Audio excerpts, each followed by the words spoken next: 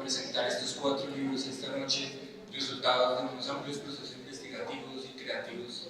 Esperamos pues, que los disfruten, que después tengan la posibilidad de consultarlos y de difundirlos. Esto pues, es lo que se está produciendo aquí en la universidad, es lo que se está creando aquí en la universidad, y pues esperamos que sirva como fuente de inspiración para nuevos semilleros, para nuevos procesos investigativos de los estudiantes que están ahorita en este momento estudiando, para los que vienen, en fin. No hay mucho preámbulo porque no contamos con tanto tiempo, entonces vamos a ir, pues digamos, directo al grano. Vamos a presentar esta noche 4 libros. El primero de ellos se llama Familia Indígena y Política Pública para las Familias, de los profesores Sandro Nevar, Oscar Rincón, Jair Bolaños. Este libro pues, es el resultado de una investigación que se hizo acá en la ciudad de Bogotá entre familias del pueblo Nasa. Se hizo durante el trabajo 2020 de la Escuela de Trabajo Social de aquí en Monserrate. Digamos, se hizo este proceso investigativo entre esas familias que viven expulsadas de su territorio, que han estado sometidas a procesos de discriminación, pero son actores que contribuyen pues, profundamente a la construcción de identidades y diversidades en la ciudad. Y pues bueno, aparte de que han sido expulsados pues, por las dinámicas de la violencia en sus territorios, llegan acá y pues tienen que seguir siendo sometidos a procesos de discriminación de todo tipo, y pese a ello pues fortalecen muchísimo el tejido social y comunitario en las ciudades en su encuentro con otros pueblos indígenas y pues con las dinámicas propias urbanas. Entonces, pues quiero darle la bienvenida al profesor Sandro Munevar. Y pues la pregunta va a ser la misma en general para todos los libros, una pregunta, una introducción general de cómo fue la experiencia investigativa, cómo fue el proceso de elaboración del libro, cuáles son los resultados de la investigación y qué nos puede contar, como digamos en general, sobre su trabajo.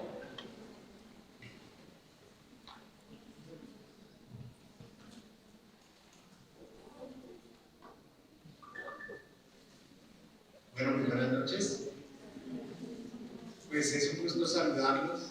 Dicen que el buen hijo vuelve a casa, pero pues, un buen hijo de la Monserrate, universidad con la que trabajé durante 10 años. Y pues agradezco enormemente a los padres de la Arquidiócesis de Bogotá la oportunidad que me dieron de estar en el programa de trabajo social, también en la escuela de posgrados, pues prestarme un servicio. Trabajamos este texto, ¿cierto?, que es el resultado de una investigación. Tiene un valor enorme porque tiene unas apuestas epistemológicas importantísimas. Ustedes me van avisando el tiempo, si me colocino con la palabra. Una apuesta importantísima en el sentido que tratamos de trabajar con el pueblo Nasa, que está en Bogotá, pero lo hicimos de una manera diferente. Nosotros le apostamos no a ir a investigar al pueblo Nasa, no llegar a la comunidad Nasa e investigar lo que ellos piensan, hacen o dicen, sino decirle al pueblo Nasa: ¿por qué no nos investigan ustedes a nosotros? ¿Por qué no investigan eso que se llama sociedad mayoritaria? ¿Cierto? Tomamos la política pública para las familias, que iba del 2012 al 2022, y la llevamos al pueblo Nasa para leer esa política pública, para comprender esa política pública y a partir de eso generar unas nuevas perspectivas en términos de pueblo. El proyecto de investigación surge de una investigación realizada también con la Escuela de Posgrados de la Monserrate, que era acerca de la relación entre academia y política pública. Un estudio que lo hicimos con la Universidad Nacional, la Universidad de Manizales, que hicimos con la Universidad de Monserrate, en la cual revisamos un poco cuál era la relación entre academia y política pública para las familias. De esa quedó una conclusión, y es que al analizar la política pública hay un vacío, como lo demuestra la misma política pública para las familias, en el diálogo entre la política o los hacedores de política pública y los pueblos étnicos.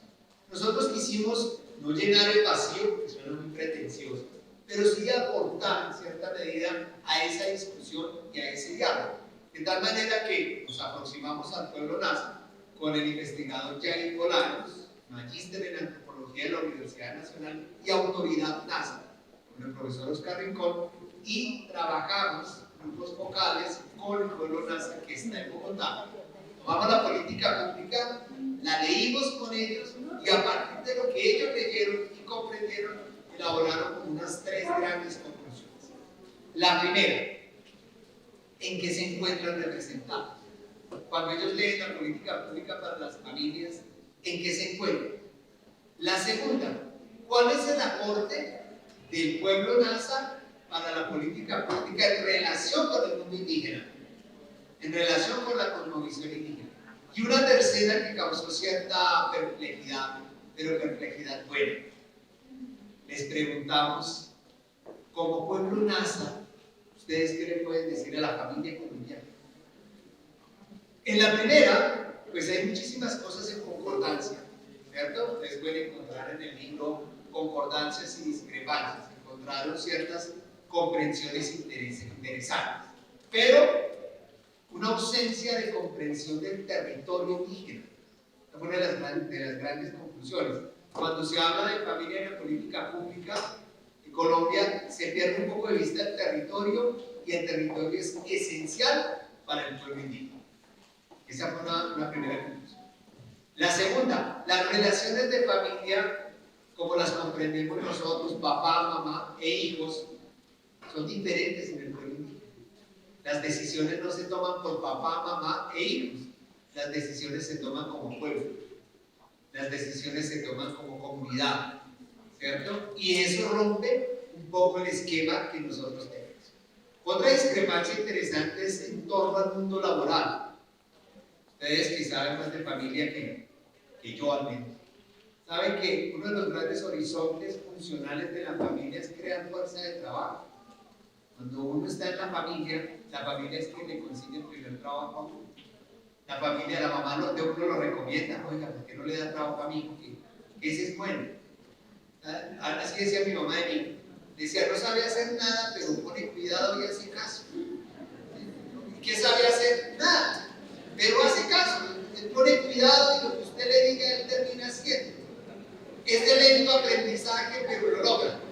Esa era la regla. Y eso era un horizonte de carácter ¿qué? Laboral, ¿cierto? Después cuando uno empieza a estudiar, ya la mamá nos sigue recomendando, bueno, hay alguna cosa aprendido, ¿cierto? Entonces cuando yo me presento en una entrevista, ¿y usted qué sabe hacer?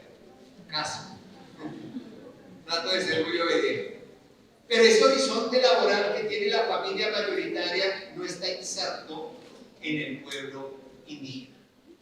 No preparan ellos obreros, como sí prepara la familia mayoritaria. Entonces, esas son rupturas que habría que tener en cuenta. En torno a qué se puede aconsejar para la política pública en torno al mundo indígena, para no demorarme mucho, invitarnos a leer el libro Diálogo. Diálogo. ¿Qué dicen los pueblos indígenas, en especial el pueblo Nasa? No nos piensen más, no nos hablen más, no hablen de nosotros, hablen con nosotros, construyamos, métanos en el diálogo, ¿cierto? ¿Para qué? Para decirle lo que queremos nosotros. Hay una cosa que ocurre terriblemente en la relación de la sociedad mayoritaria con los pueblos indígenas, y lo hemos visto nosotros en algunos gobiernos, que lo recordarán ustedes, por ejemplo en la RFS, la República Federal de Soacha, cuando el alcalde de Soacha le dijo al pueblo, a los pueblos indígenas, pasen rapidito y no se detengan aquí. Pasen rapidito y no se detengan aquí. Esa es una expresión segregacionista, discriminatoria. Pasen rapidito como si los pueblos indígenas no fueran colombianos y no tuvieran, como todos los colombianos, derecho a transitar por donde quieran, ¿cierto? La otra, cuando algún presidente dijo hay que hacer todo para que se devuelvan a sus resguardos. ¿Y qué pasa cuando el indígena no quiere volver? Esa es una realidad que vive el pueblo Nasa. Esa es una de las conclusiones en términos de relación con el territorio. El pueblo Nasa hace 4 años declaró Bogotá territorio indígena. ¿Qué quiere decir? cuando usted le diga a un indígena del pueblo Nasa, vuelvas a su territorio, ¿qué le va a responder? Estoy en mi territorio. Y eso es importantísimo, ¿sí? Estas son provocaciones, ¿no? Presentar un libro de toda la envergadura que hicimos, pues no puede presentar acá, sino dar como unas provocaciones. Por último, cierro con las recomendaciones para la familia mayoritaria. Y hay unas cosas bellísimas ahí, y una cosa espectacular en todo el proceso con el pueblo Nasa es el rompimiento del romanticismo de las comunidades indígenas. Sentarse uno con el pueblo Nasa es darse cuenta que ellos no se leen con ciertos romanticismos, puedo yo decir, un tanto trasnochados de algunos intelectuales bogotanos o de ciudad, urbanos, que leemos el mundo indígena como un ideal, ¿cierto? Como que todos son jardines, flores y maravillas, y no es verdad. Pues adentrarse en la comunidad Nasa se encontraron unas dificultades ahí enormes. ¿Qué invitaciones hicieron ellos? A pensar en comunidad, cosa que nos cuesta un trabajo enorme. Lo digo por mí primero. Nosotros somos criados académica, económica, políticamente en una sociedad moderna en donde el individuo prima por encima del colectivo. Aquí hay un llamado, no a que el colectivo prime, pero sí a tenerlo en cuenta de una manera muy fuerte. La segunda, unos diálogos más democráticos, que son dificilísimos. Ser democráticos o no son democráticos los indígenas, o como lo intentan ser, es muy complicado, porque significa escuchar. Y escuchar es que yo te hablo, tú me escuchas, pero tú me hablas y yo te escucho. Y cuando yo te escucho, tus palabras inciden en mí. No te oigo, ¿sí? Por ejemplo, alguien puede estar hablando atrás y lo estamos oyendo, pero no sabemos qué está diciendo. No, escuchar es, yo voy a dejar que tu palabra me llegue al alma, al corazón, a la mente, ¿cierto? Y que genere en mí una pregunta. Eso me parece importantísimo. Tercero, reunamos. Ellos hacen un ejercicio que se hace cotidianamente en el resguardo, en el territorio, pero que en Bogotá se ha privilegiado hacia los domingos, cuando se encuentran en la escuela, en la casa de pensamiento. ¿Sí? Encontremos, hablemos, dialoguemos, escuchemos. Y escuchémonos hasta cuando digamos cosas que no nos gustan. ¿Cierto? Y por último, una vivencia de la familia no tan jerárquica como la tenemos.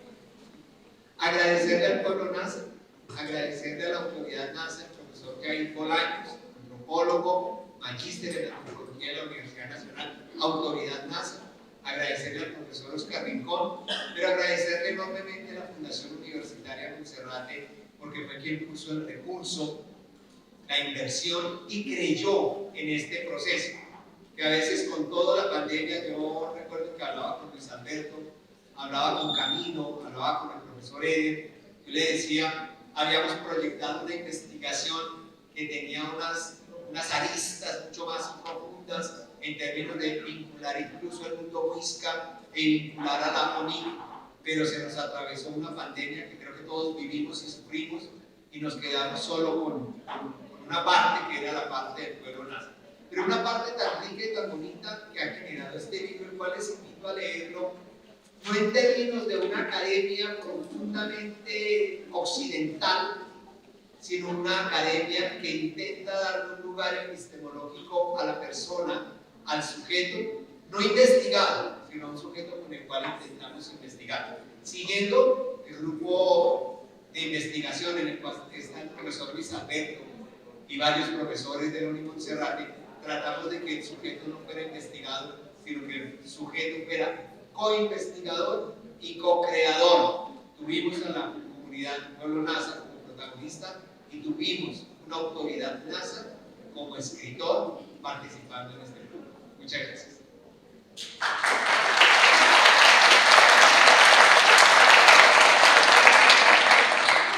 Muchas gracias, profesor Munevar. Por cierto, esto tengo entendido que el profesor Jair Bolaños está en este momento en territorio caucano. Esto va a quedar grabado y va a quedar subido en redes sociales para que ustedes lo puedan acceder y se va a poder acceder obviamente desde cualquier lugar que pueda tener acceso a internet. Esperamos que esto se pueda difundir, por cierto, en toda la comunidad NASA, pues tanto en Cauca como aquí en Bogotá, pues sí, para que conozcan pues, todo este proceso. Nuevamente, muchas gracias.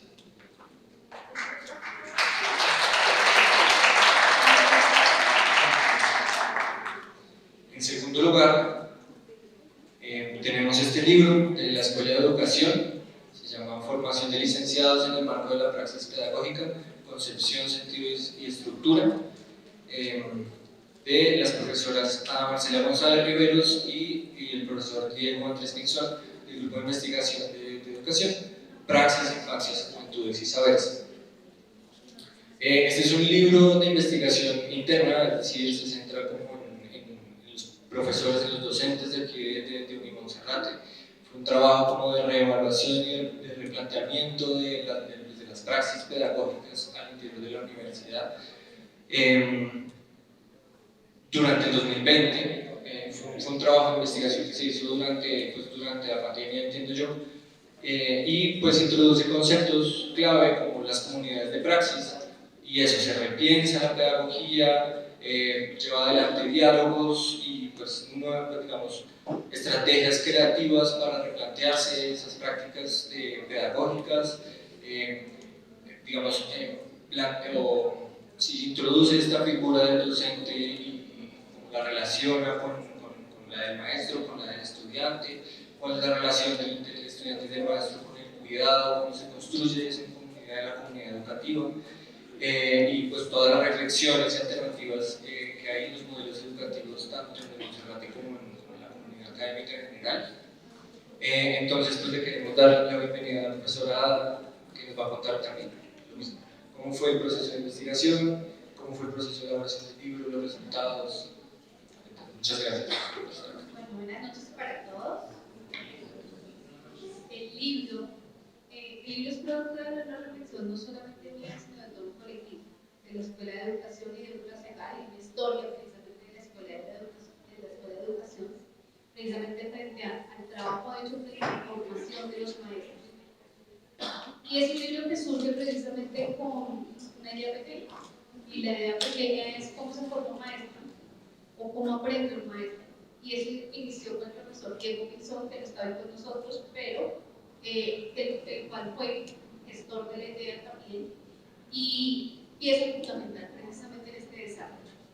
Pensar en cómo se forma un maestro y cómo se produce el conocimiento desde la escuela es algo que es fundamental, porque cuando se piensa en ello, se piensa en una postura ético-política de la vida, una postura que hace de la construcción de un ser, y cuando habla de un ser estudiante, ser maestro, ser niño, ser infancia, es una construcción que vale la pena, porque es una disrupción, y en esa disrupción empieza uno a reflexionar sobre qué tipo de sociedad es la que yo quiero y la que estoy construyendo. Esta cual es la primaria, con una idea, como lo digo, pequeña, solamente indagar sobre ese proceso de cómo se construye ese maestro. Y a esa idea pequeña se unieron unos estudiantes o un primer colectivo de semilleros en los cuales se empezó a indagar sobre ese proceso. Procesos que primero en la Escuela de Educación nosotros tenemos lo que son las comunidades de investigación, y se gestó precisamente la comunidad de praxis pedagógica y formación docente. Al gestarse esa comunidad, empezamos a pensar ya con los estudiantes que teníamos en ese tiempo frente a esa pregunta.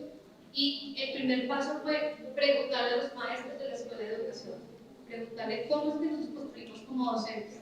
De hecho, acá está la maestra Sandra, que participó en los primeros talleres, pero también traigo la voz de maestros que han pasado por la Unimonserrate, el profesor Uriel Spitia, el profesor Oscar, diferentes profesores que la profesora Consuelo Martín, que han estado y que han contribuido precisamente a esa formación del docente.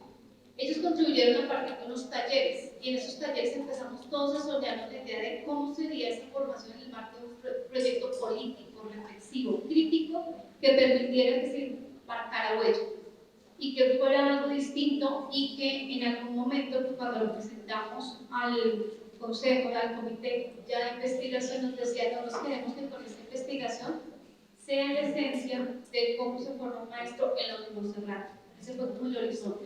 el derrotero que nosotros empezamos. Ya para el año 2017 ya lo presentamos al comité y hubo el aval, hubo toda esta parte y empezamos a trabajar en forma. Desde ahí quiero resaltar como el apoyo también de las personas que nos acompañaron como estudiantes. Tuvimos 3 grupos de semilleros, fueron 3 cortes de estudiantes que ya se graduaron, pero que participaron en el proceso de investigación y que se apropiaron a partir de esos procesos investigativos precisamente de esa pregunta que se convirtió en lo que se llama el libro. ¿Cuál es el modelo de formación de licenciados en el marco de la praxis pedagógica, concepción, sentido y estructura? Cuando iniciamos esa parte, creo que la voy a dividir en 3 actores, en 3 procesos que desarrollamos. Ya habíamos pasado por los profesores, sin embargo era importante pasar por los estudiantes.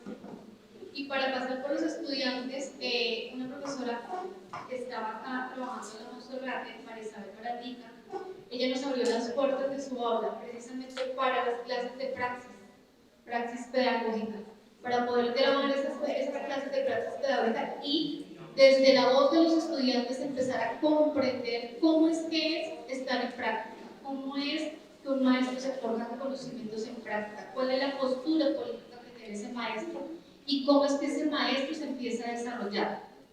Fue un ejercicio muy bonito porque sale, todo tiene que saber, todo ejercicio comprensivo, tiene que saber los sabores pero también los insabores, ¿no?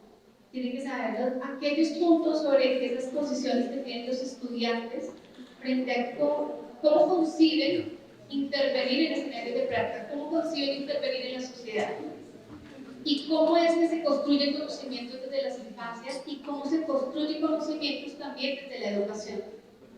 En ese proceso, principalmente los estudiantes, Xiomara Luna y Diana Castillo, se apropiaron de eso y lo volvieron su propia investigación. Un hijito de esa investigación que redactó en productos, ponencias, fueron a la Bienal de Infancias, divulgaron este proyecto en todo escenario educativo que pudieron.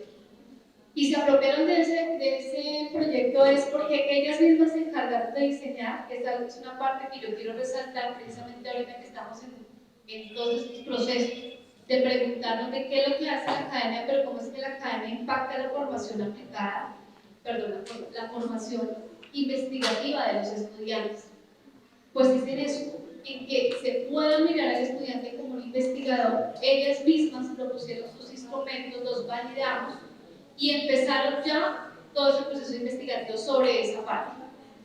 ¿Cómo es que analizan la clase? ¿Cómo es que se desarrolla la praxis? ¿Cómo es que empezamos a desarrollar esto? Pero no diría, bueno, hasta ahí ya había un concepto de praxis, no lo había. Solo teníamos la intuición, que era algo que conjugaba la reflexión del sujeto, el sujeto que se encontraba, pero también el sujeto que se distanciaba de sí mismo, el sujeto que reconocía su propio conocimiento, pero que al mismo tiempo era crítico con su propio conocimiento. Y en ese mismo sentido, creo que fue la línea que se siguió también para el siguiente semillero. El siguiente semillero nos acompañó ya con toda la parte de construcción frente a lo que fue el ejercicio con directivos, y ahí tengo que recordar a la estudiante Ingrid Núñez. Ella me acompañó, era mi única estudiante, mi auxiliar, y ella para que me acompañó específicamente después de que construimos el documento, el instrumento del grupo, a entrevistar a cada uno de los padres, al padre Ricardo, a Novia, en ese tiempo también a Sandra, a todas las coordinaciones precisamente para preguntarles eso, cómo se construye la práctica desde la perspectiva directiva. ¿Para qué? Para cotejarla precisamente con lo que decían los estudiantes, porque no podemos tener una sola voz. No hay una verdadera voz, hay múltiples voces sobre esa respuesta. Paralelo a eso, teníamos otras estudiantes indagando, construyendo instrumentos precisamente para indagar sobre estudiantes de tercero, séptimo y octavo semestre, bajo las mismas premisas, para poder llegar a eso que decía, de cuál es el modelo, cuál es la concepción, el sentido y la estructura de la praxis pedagógica. En ese terreno hubo muchas divulgaciones, hubo publicaciones. De hecho, parte de las publicaciones que se dieron fueron parte de esos trabajos de grado de los estudiantes que tuvimos, pero quisiera resaltar más el punto de la apropiación. Creo que sí pudimos vivir lo que era una comunidad, porque estamos hablando de 3 semilleros, 3 cortes de estudiantes, un grupo de profesores involucrados todos en la tarea. Coyunturalmente el país estaba viviendo en ese tiempo todo el proceso del ministerio cuando pidió la renovación de las licenciaturas. Y vivimos ese proceso a la par con toda la reestructuración del programa en la licenciatura en educación infantil, el paso de lo que fue la licenciatura preescolar a la licenciatura en educación infantil. Y tuvimos el gusto con el profesor Diego y con el grupo de estudiantes, que me parece muy valioso, esa voz del estudiante en esa reestructuración, porque ellos aportaron al eje de investigación, y al eje de la práctica. Y específicamente al eje de la práctica, porque al hablar de un modelo, si decir que un modelo es algo estático, o que es algo que ya está acabado. Ellos aportaron, y nosotros desde las investigaciones que nosotros hicimos como investigadores tutelares de ese proyecto, aportamos a lo que es ahorita el modelo de formación en la Montserrat. 4 momentos en los cuales están divididos precisamente en la inmersión, es el trabajo que se hace en campo, toda la parte de praxis pedagógica, que es la reflexión que se realiza con el estudiante, toda la parte de la formación y toda la parte de la planeación. Entonces, eso me llena de orgullo porque no es un trabajo de Diego y de Marcela, sino es un trabajo de estudiante, de voces, de directivos, de comunidad. Y vivir ese sentido de la comunidad creo que es lo que refleja el libro. Ese sentido de la comunidad que me uno a las palabras del profesor Sandro, muy agradecida con Montserrat porque se puede soñar, se puede vivir, se puede construir y construir desde una postura en la cual el punto hermenéutico de comprender específicamente una situación y un acontecimiento se desarrolla conocimientos con una postura que es propia. Creo firmemente, y creo que esta voz que yo estoy diciendo la comparten todos mis compañeros, que hay una manera de desarrollar un modelo propio que es de formación, que tiene una postura que lleva un sello institucional y que ese sello institucional es mostrable, es algo que nos caracteriza y que precisamente puede ser discutido y puede ser ampliado. Por eso no estamos diciendo que es estático, porque entre los hallazgos precisamente que no los tuvimos, hablábamos de la incertidumbre que era formarse en la praxis pedagógica. En ese campo, que nosotros llamamos praxis pedagógica y que lo definimos como aquel punto de convergencia entre la investigación, la reflexión y la misma inmersión en un campo de práctica mediado por la construcción de un conocimiento que tiene un sentido y que en el ánimo de la Montserrat tiene un sentido social, un sentido que va ligado precisamente a unas prácticas que trascienden y que trascienden la instrumentalidad. Si bien es cierto, ahorita en las instituciones educativas tenemos unas crisis fuertes frente a ese sinsentido hay veces de la educación, ¿no? Como eso de qué es lo que hacemos, qué es lo que desarrollamos. De hecho, todos los que estamos acá es porque creemos en algo, ¿no? Y creemos precisamente que formamos parte de una comunidad académica desde el lugar que estamos. Y de eso es el sentido del libro, empezar a reconocer esas voces y empezar a reconstruir toda esa postura precisamente para el desarrollo de una praxis propia. Praxis que también se une con unas redes de conocimiento que nosotros llamamos. El corpus teórico de este libro precisamente se tomó apartados precisamente conceptuales para formar una red, lo que nosotros llamamos pues, redes y tramas de conocimiento. Una de esas fue una de la impronta de acá de la Montserrat, que fue el cuidado. El cuidado como parte esencial de ese modelo, el cuidado como algo que distingue a la Montserrat, el cuidado como una actitud de vida que da lugar precisamente a una posición de un sujeto que no es un sujeto que solamente se preocupa por un currículo instrumentalizado, sino es un sujeto que se preocupa por una construcción de conocimiento en sociedad y por retribuirle algo a esa sociedad. También en esas tramas que nosotros llamamos de la otra era investigación. ¿Por qué y para qué era el sentido de la investigación? Creo que los que me conocen un poco, aquí en la Montserrat siempre he abogado por eso, porque las personas investiguen, porque las personas profundicen, porque las personas se cuestionen, se pregunten todo el tiempo. ¿Para qué? Para trascender las disrupciones precisamente, y hablo desde el lugar de la infancia. Los niños son disruptivos, y son disruptivos porque preguntan, y porque no les gustan las cosas como están. Quieren cambiarlas, quieren moverlas. Los adultos somos más centrados, más lineales, más apegados a las tradiciones que nosotros tenemos. Y precisamente la investigación y la praxis pedagógica hablan de eso, ¿no? De ser disruptivos, de preguntarnos, de movernos, de deslocalizarnos, de empezar a ver o observar precisamente aquello que no está, o que mejor dicho, aquello que sí está, pero que nosotros no lo podemos ver precisamente porque estamos arraigados. Otro punto dentro de los hallazgos es precisamente ver las distancias que hay entre lo institucional y la voz también del estudiante.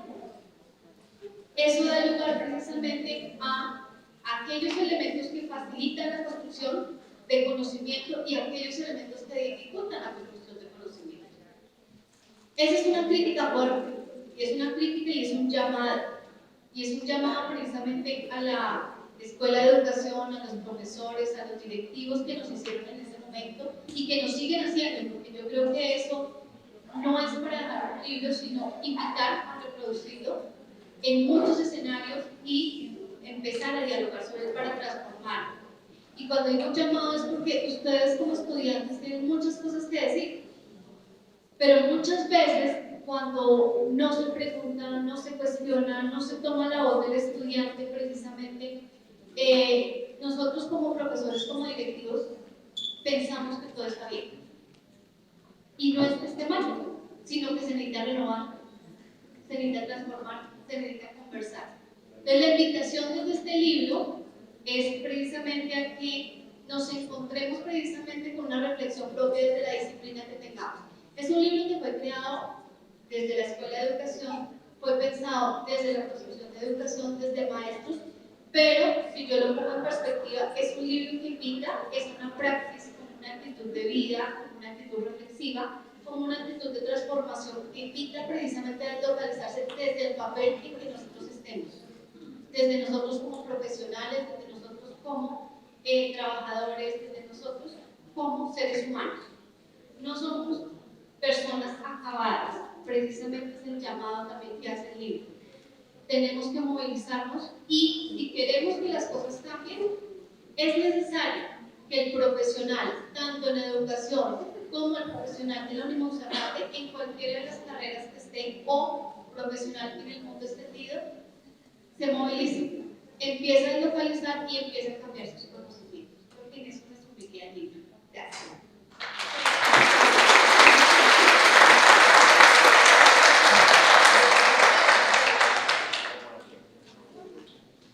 Bueno, muchas gracias a la profesora Ada González. Muy interesante este ejercicio metareflexivo que implica formar para la formación. Bueno, en tercer lugar tenemos el libro de investigación social. Padre, tiene una pregunta. Es algo muy sencillo. Ofrezco disculpas a todos, pero principalmente a los de la mesa, porque hay muchos micrófonos abiertos. Entonces hay un ruido insoportable mientras ellos hablan. Yo quisiera pedirles el grande favor de respetarnos en esta sala. Les agradezco mucho. Gracias, Padre.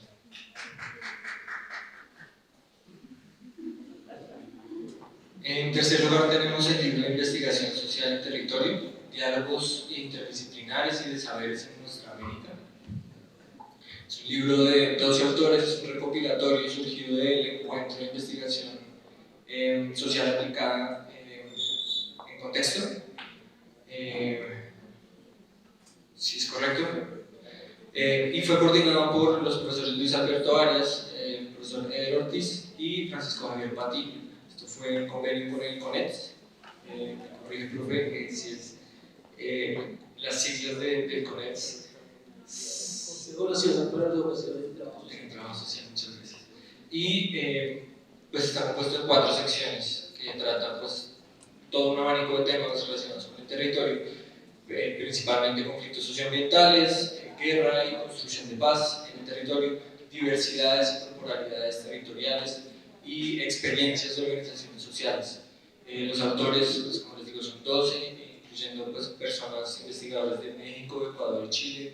Es un convenio pues, internacional, regional, latinoamericano, trata estos temas y pues le damos la bienvenida, por favor, al profesor Luis Alberto Arias, que nos va a contar de nuevo cómo fue el proceso de recopilación de estos trabajos investigativos, cómo fue el proceso de elaboración del libro y de edición.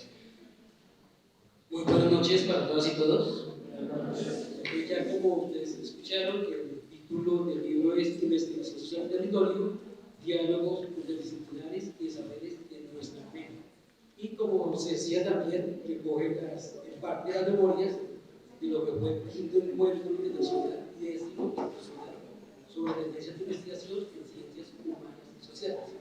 Ese encuentro internacional es un espacio de reflexión en escuelas de ciencias humanas y sociales y particularmente en el programa de trabajo social. El encuentro se viene desarrollando desde el año 2010. Inicialmente era un encuentro institucional hasta el año 2014 y a partir del año 2015 se le dio un carácter más internacional. Entonces, en el año del momento que se dio un carácter internacional, cuando veníamos reflexionando en el 2015 sobre la posición de paz, en el año 2016 sobre pensamiento crítico de América Latina, en el año 2017 sobre reconciliación, a partir del año 2017 el encuentro fuera bianual por todo lo que manda la organización de estos eventos. En el año 2019 el evento fue sobre migración y en el año 2021 sobre el objetivo general de este encuentro, me permito leerlo, era contribuir a los debates contemporáneos sobre el territorio y las ciencias sociales en América Latina y el Caribe a través de la comunicación de experiencias de investigación e intervención social. ¿Cierto? Ese encuentro pues, se desarrolló en el año 2021, en la pandemia, y tuvo como estrategia, digamos, de preparación un seminario interno sobre investigación en ciencias sociales, que es uno de los seminarios internos con que cuenta el programa del trabajo social. Ya como se mencionaba, fueron 4 ejes que se definieron para la presentación de las ponencias en este evento.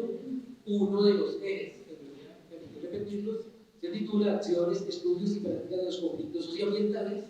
Un segundo eje hace referencia a la guerra, el territorio y la construcción de la paz.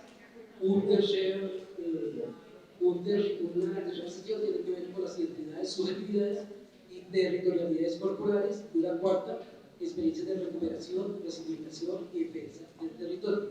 Ya como se mencionaba, aquí escribieron 12 investigadores nacionales e internacionales, 12 artículos. En el evento como tal participaron investigadores de Chile, Ecuador, Venezuela, Costa Rica, Alemania y Estados Unidos.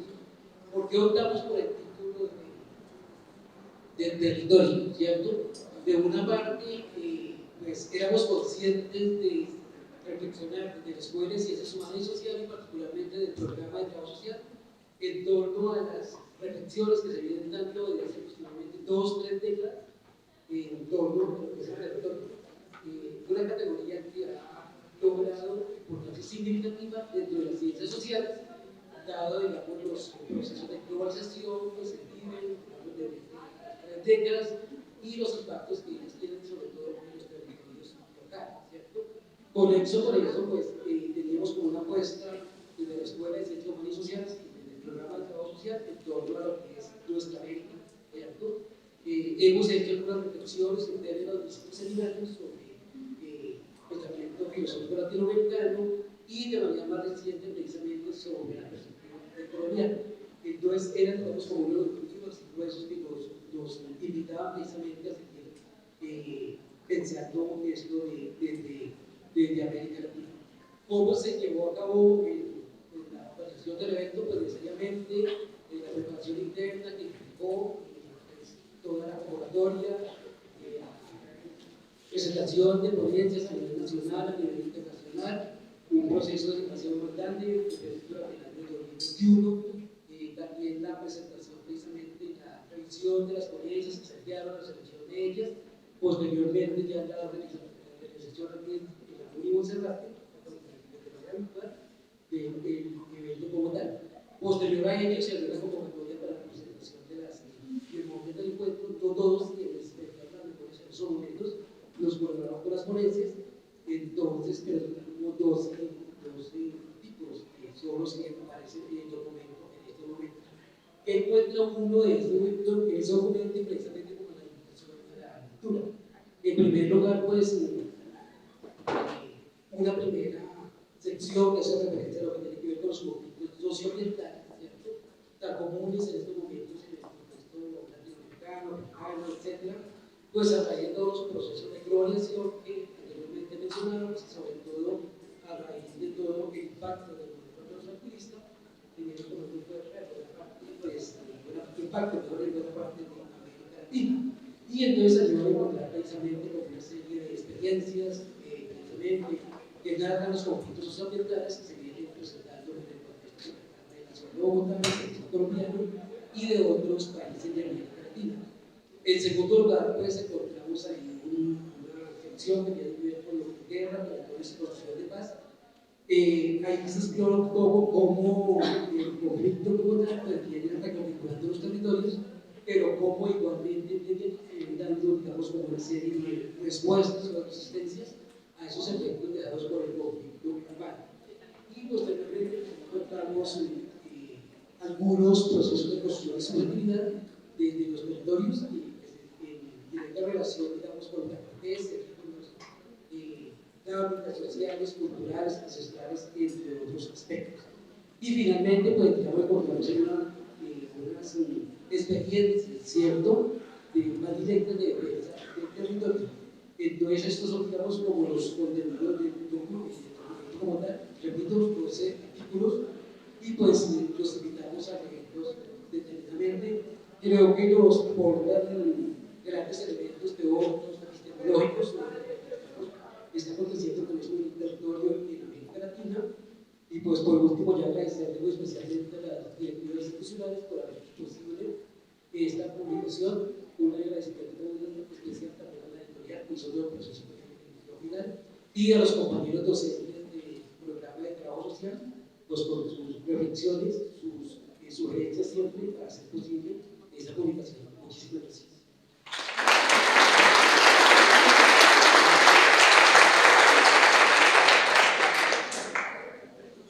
Nuevamente, muchas gracias al profesor Luis Alberto Arias. Por último, tenemos un libro que pues, fue el primero que llegó a mis manos, digamos, en forma de manuscrito, digamos, desde el inicio para el proceso editorial, y abre una nueva línea editorial también en Monserrate, que ya no son textos investigativos, sino textos, digamos, de creación literaria, textos creativos, en este caso, pues, de la poesía. Entonces, pues son básicamente poemas que pues, vienen inspirados pues, de donde vienen usualmente la inspiración poética, del corazón, tanto físico como metafísico, el significado, la identidad, la filosofía, pues, tiene referencias de filosofía griega, alemana, franciscana y filosofía indígena también. Está separado en 4 secciones principales, que son Dios, dioses y palabras, sueños y tránsitos, recuerdos y compañía, y olvidos y soledades. Los profesores Jaime Merlo y Manuel Hernández, los autores del libro, nos acompañan hoy.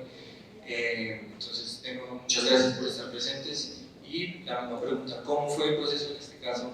Pues el proceso creativo, de dónde surgieron pues, las inquietudes que dieron lugar a estos poemas, y cómo fue la relación también, cómo llegó este proyecto de la mano de la Escuela de Educación a formularse como esta nueva línea creativa. Muy buenas noches para todos. Gracias a la Universidad Monserrate por permitirnos este espacio de una escritura distinta. A veces creemos que las cosas serias se dicen de manera ensayística, pesada, gruesa, con palabras complejas para hacer sentir seriedad o profundidad.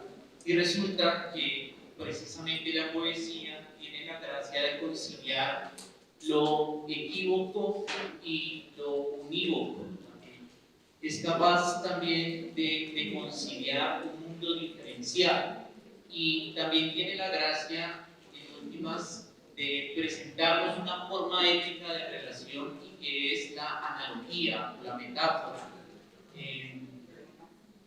Y esta forma de hablar, pues es una forma que en últimas define más que todo la forma de hablar más humana y más dialógica posible, porque todo diálogo es encuentro y a la vez es interpretación.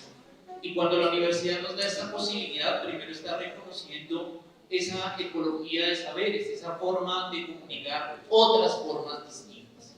Cuando los profesores nos contaban sus distintos libros y experiencias, pues nos hacían también caer en la cuenta de esa intersubjetividad que hay también sobre el discurso, sobre el pensamiento y sobre las ideas. Y no es común ver un poemario a dos manos, ¿no? En poesía se dice al limón, es decir, escribir más o menos simultáneamente o incluso también al tiempo, y así fue precisamente nuestra experiencia creativa. Primero, porque Manuel siempre le ha gustado pues la poesía, los libros, la literatura, el segundo premio Poesía en Cali en el 2021, y yo, más aventurado, como va a decir San Pablo, a tipo de aborto, pues me mando a esta experiencia también de escribir muy espontáneamente en esa primero simpatía de amar la palabra y de amar los poemas. Y por eso este texto se titula así, Poemas etíricos para corazones sobrios, y es que nosotros somos filósofos, y en la historia de la filosofía pues ha habido una gran discusión sobre la verdad, sobre la razón, y llega un autor como Nietzsche y empieza a hablar de los dioses griegos y de un dios griego que precisamente es muy olvidado en la historia, digamos así, de la filosofía, que es Dionisio, el dios de la embriaguez. ¿Y por qué Nietzsche saca a relucir al dios de la embriaguez? Porque había unos dioses quizá mejor posicionados, como era Apolo, dios de los dioses, estaba lleno el Olimpo, y que de alguna manera esa religiosidad hacía pensar que todo lo externo, material, metafísico, era mejor que la mundanidad, o que el cuerpo, o las pasiones, o las reacciones mismas de todos nosotros. Y lo que tiene la embriaguez, según Nietzsche, es que en últimas crea ese sentido de vitalidad, de espontaneidad de la vida.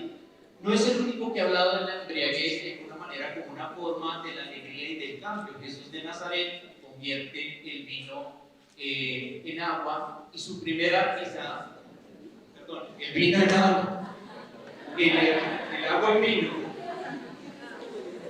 la embriaguez. Y en ese sentido lo que hace es hacer reconocer la alegría, ¿no? Y la posibilidad de cambio, porque una bebida alcohólica genera desinhibición, ¿no? Y espontaneidad también. Entonces, cuando titulamos este libro así, nació precisamente de empezar a valorar una serie de sentimientos, de experiencias corporales, intersubjetivas, de pensar también que lo propio es impropio también, y que lo impropio también se hace propio, nos apersonamos de eso, y por eso estos poemas empezaron a surgir así, en un muy dialogado, muy de escribir juntos. Uno esperaría que el que escribir poesía pues tiene que estar en una condición ambiental, ¿no?, supremamente cómoda, donde nazca casi alguno de los poemas, y es todo lo contrario, necesita mucha disciplina, mucho borrador, mucho ejercicio de volver sobre las letras, sobre las palabras, y es así con mucha disciplina que nace pues esta experiencia. Y pues queremos empezar a compartirles algo de estos, algunos poemas, en este ejercicio de escritura creativa junto con Manuel. Me atrevo yo a leer uno titulado Mente. Sentado en la orilla de mi pensamiento, ante el abismo de la inconsciencia, vaivén pendular de locura y tortura, yo creo decidir mi propia suerte. No es más valiente el que se lanza, ni más cobarde el que se queda. Todo es perspectiva, ecos de distancias navegadas. Mi voz rebota en ondas craneales, interpelantes palabras espectrales, como si yo fuera otro. Y me río, y me juzgo, y me acepto. Unas veces me tiendo la mano, otras veces me arrojo a esta fosa donde los hermanos se traicionan ante gatos. Soy yo mismo hasta que el tiempo necio haga de mí un extraño. Algo de mí ha de quedar en la mudanza de mi piel mental. Muchas gracias.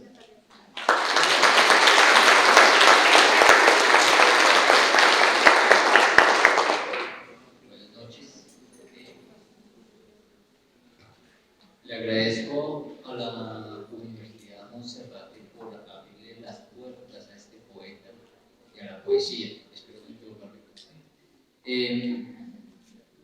Se ha estigmatizado a la poesía como algo, como bien lo decía Jairo, algo de allá del individuo solo.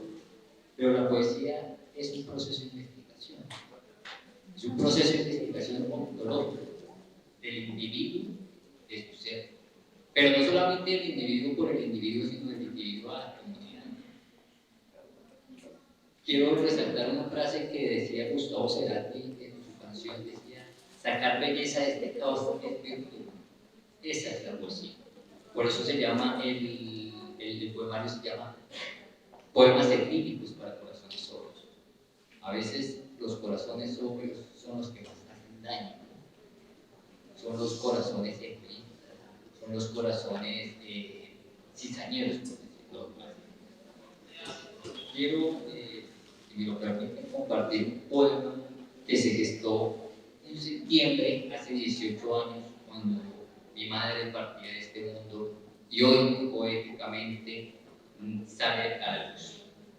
Cuando el sol nos recuerde esta lluvia, como fuego tragado por el mar, como arena convertida en barro, soy solo sombra de tinta en este poema de noche sin color.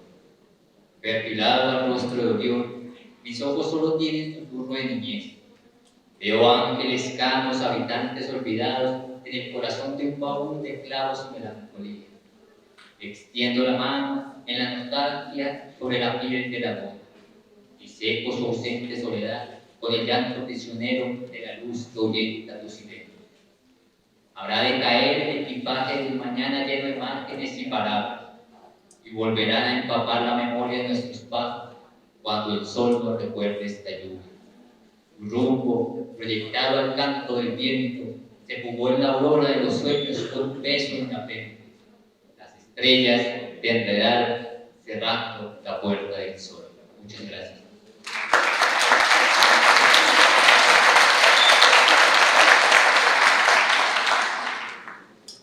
Bueno, nuevamente muchas gracias a los profesores Jairo Merlo y Manuel Hernández por la presentación, por los poemas. Recordarles que los libros van a quedar, ¿no? Ya están disponibles aquí en la pestaña de investigación de la página web de la universidad para su libre acceso y difusión, para que puedan acceder a ellos en línea, los puedan descargar y compartirlos por todos los medios que encuentren, que les parezcan pertinentes. Aquí se van a seguir cargando todos los contenidos que editamos desde la editorial de Monserrate, no solamente los libros, sino también las revistas, la revista Hojas y Hablas, que por cierto está en convocatoria permanente para que ustedes que quieran publicar artículos allí, estamos en convocatoria abierta.